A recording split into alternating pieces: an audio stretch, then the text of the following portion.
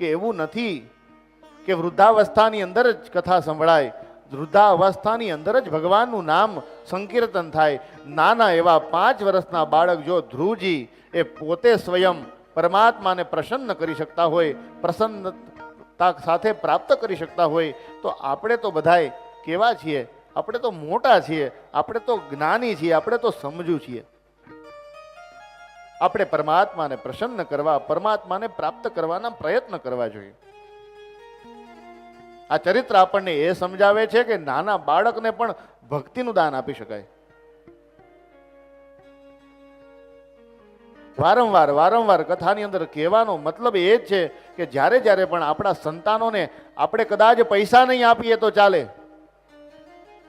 આપણી પાસે વારસાઈ જે સંપત્તિ હશે એ કદાચ આપણે નહીં આપીએ તો ચાલે, પરંતુ આપણા સંતાનોની અંદર સંસ્કાર આપણે અવશ્ય આપવા જોશે.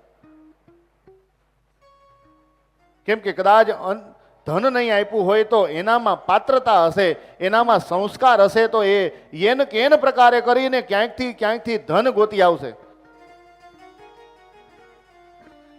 અને કદાચ ઘણું બધું ધન આપ્યું હશે, ઘણા બધા આપણી પાસે પૈસા હશે ને એની માટે રાખીને ગયા હશું, પરંતુ જો એ સંસ્કારી નહીં હોય તો એ સીધા લાખના 12,000 કરીને બેસશે. કહેવાનો તાત્પર્ય, કહેવાનો તદર્થ કે આ કથા આપણને એ સમજાવે છે કે નાના બાળકને પણ જો પરમાત્મા પ્રસન્ન થાય, નાના બાળકને પણ પરમાત્મા પ્રેરણા આપતા હોય, તો આપણે પણ એ જ બાલ્યાવસ્થા લઈ અને આપણે પરમાત્માનું ભજન કરવું જોઈએ, પરમાત્માને વંદન કરવા જોઈએ. આ કથાનો ઉદ્દેશ્ય એટલો છે કે જ્યારે મનુષ્ય જીવે છે, મનુષ્ય જન્મ લે છે, ત્યારે મનુષ્ય જન્મ લેતાની સાથે જ એ પોતે પોતાના કર્મ કરે છે, અને પોતાના કર્મ જેવા પૂર્ણ થાય ત્યારે અંતે પરમાત્માની એને સ્તુતિ કરવાની હોય છે. પરમાત્માની સ્મૃતિ કરતા કરતા એને પોતે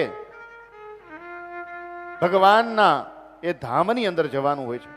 પરમાત્માના ધામની અંદર જવા માટે એને પૂર્ણ જીવન પરમાત્માનું ધ્યાન કરવાનું હોય છે, પરમાત્માને વંદન કરવાના હોય છે, પરમાત્માને યોગ્ય રીતે સારું લાગે એ પ્રમાણેનો વ્યવહાર કરવાનો હોય છે.